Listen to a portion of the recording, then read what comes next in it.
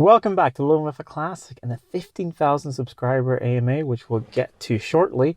However, we had some snow this morning and I was driving my daughter to daycare, got in the car here, it fired up right away and then it quit and it would not fire again.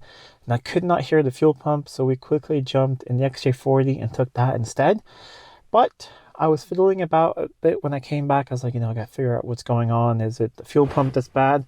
So grabbed a test light really quick and there was no power at the fuel pump. So I started thinking, well, the only thing that controls power to the fuel pump is the inertia cutoff switch that is in the passenger footwell. I'll show you what it looks like in just a second.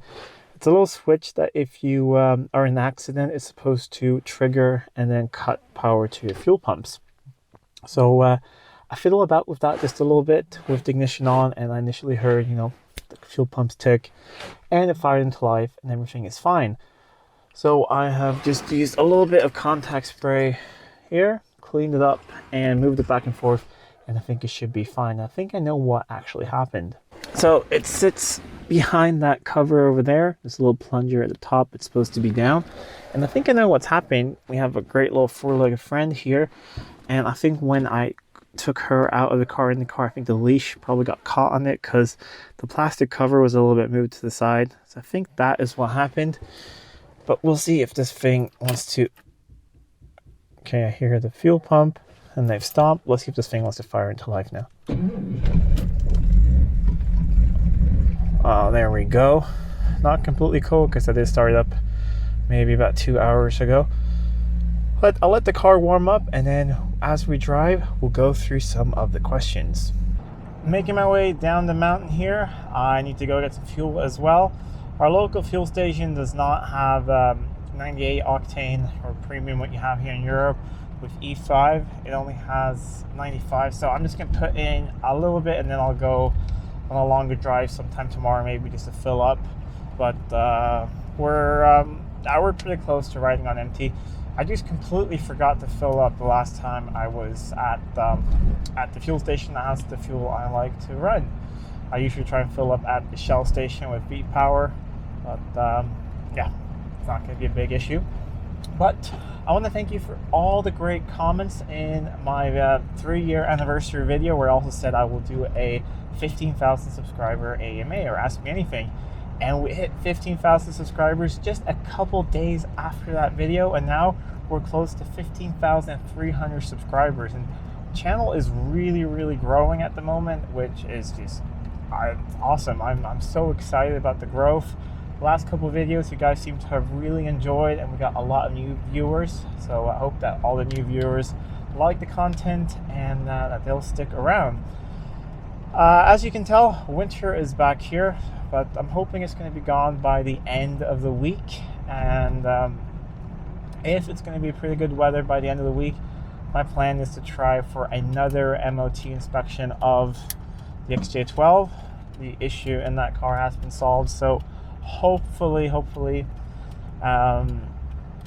that would be fine. But if it's going to be all snowy and messy like this, I'm just going to do it a little bit later.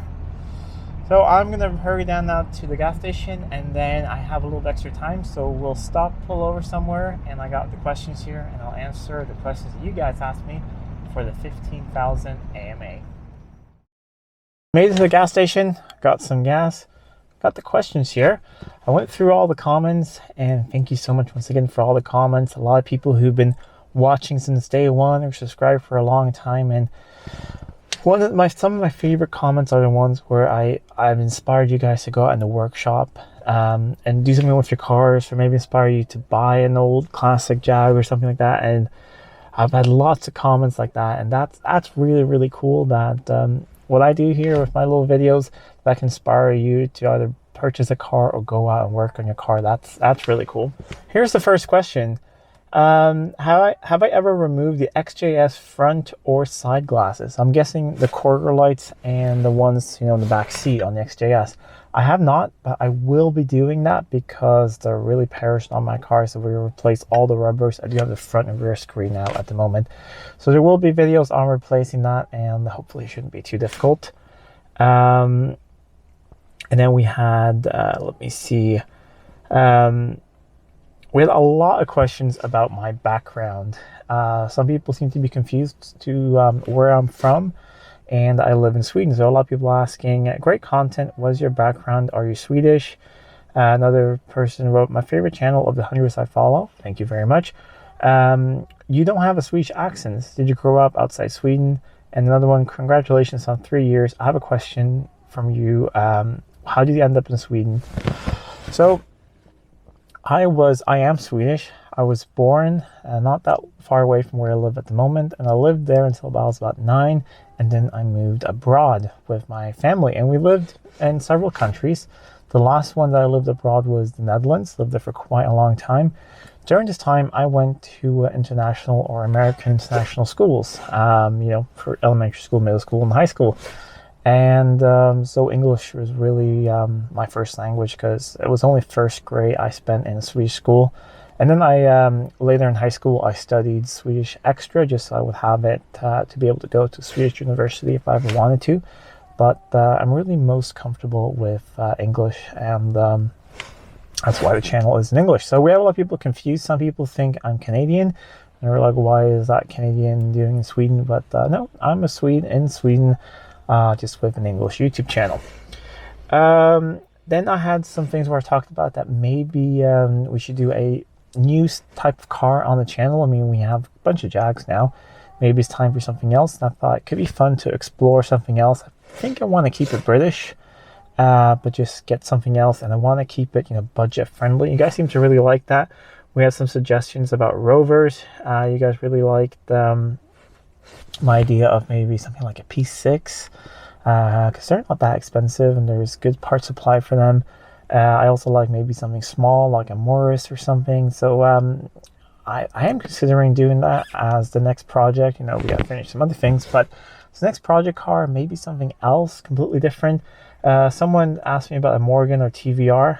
Once again, things a little bit out of my budget. TVRs are very cool though. I do love the TVR S, S2, Chimera, all of them, but a little bit out of my budget. And we're trying to keep this channel, for the average guy with who can have one or several classics, which are not very expensive. Remember, we're sitting in the XJ6, which I paid $1,000 for, and I've kept running pretty cheaply, and I'm now using as often as I can, even though it didn't start this morning. So yeah, we have some comments about people who would love for me to get a Rover 3500S. That would be very cool. The S are really hard to find there, so it's probably going to have to be an automatic one. But I do love the V8. I would love a car with a V8. I think that is on the list. A car with a V8. We have a V8 in the Range Rover, but V8s, they do make nice sounds. Then we have a more technical question here. Does the XJ6 have a fuse for the alternator? If so, is there really such a thing, or where is it located? As far as I'm aware, there isn't one. The main feeds to the alternator are 2 brown cables. They come directly from the positive post on the firewall. There's 2 of them, one on each side, and then one of them connected to the battery, and then they're connected together. So no. The only thing you have the exciter wire, and that is connected to the bulb that says ignition, or the little battery symbol, depending on which model you have, and the dash. But no, there's not a fuse that I am aware of. Do you ever think you'll do an X308? A 1998 model will be 25 years old in Kentucky, where this user lives. And when you have a car that's older than 25 years old, it's an antique or historical motor vehicle. Where I live, it's also 25 years. However, or I believe it is. I can't remember at the moment. I think it's 25 or 30 years. I gotta look that up. But when it becomes after that age, no, it's 30. After 30 years, you only have to do the inspection every other year, and you get a little bit cheaper insurance. So I bought the Daimler XJ40 when it was 28 or 29 years old, and then I paid some of the last road tax for it, and now it's tax-free. I had some users also asking to see more of the farm buildings and animals on the channel. So if you guys want to see that, let me know in the comments down below. We could just walk around, have a look at the stables and the horses, and we got chickens and other things. So we can have a look at that. And I think I have covered most of it. Like I said, most of the comments were just, thanking me for staying true to the idea of this channel, which is, your average guy in your workshop being able to, your garage, your home, being able to work on cars. It shouldn't be too expensive. Everything is budget minded, and I'm really happy that you guys were okay that I'm doing sponsors on the XJS. Like I said, that car's going to be really, really special when it's done, and I couldn't really do it without the sponsors. So I'm glad you guys are enjoying that, which also means we get to see some really cool high-end stuff that we don't usually get to see on the channel. So what's happening now in spring? We could talk about that a bit. Basically, keep the cars running. I'm going to be back in the office at my work, part-time at the office, part-time working from home. I've been working from home for 2 years now, and I want to try to drive this thing to work. So there's going to be a video just fixing a couple of small issues, some electrical glitches, and a couple small things, and get this thing basically ready to drive to work twice a week. And we'll see how that goes. Hopefully it goes well. We do have backups, so that's not a problem. I want to do the headliner in the XJ40 as soon as it gets a little warmer. I have a headliner at home. Got to pick up the adhesive. And hopefully the XJS, my XJS should be back relatively soon, and I am working on my friend's 1983 one, trying to fix a couple things. We're going to get it running on all 12. I'm working on that at the moment. Once that is done, we'll do a complete service and hoses and everything, go through everything and get that thing ready for him. I also have a couple other customer cars in between. That black Daimler 66 I usually have, I'm going to do hoses and belts on that thing, and then we've done pretty much everything that needs to be done on that car. And I'm doing just some small cosmetic things for the owner. The XJS convertible, where I'm going to try and tackle the top. The top is a little slow coming back up. Going down is no problem. Coming back up is a little slow. I actually have a new old stock pump for the convertible top, so we're going to see if we maybe need to replace that. Maybe there's a leak in a line somewhere. I'm trying to figure that out to get that working really well. It's just, over the 15 or 17 years that's been in my family, the top has gotten slower and slower, so we're going to sort that out. So plenty of content happening at the moment. So there's a lot of things to look forward to here on the channel. But once again, thank you so much for everyone who subscribed. It really means a lot, and all the comments. I do read them all, and I do my best to reply to as many as I can. Anyways, if you like this video, please give a thumbs up, share it with friends. If you're not already subscribed to the channel, please do subscribe to the channel. It really does help out a lot. Until next time, I'm Adam. This was Living with a Classic. I'll see you soon.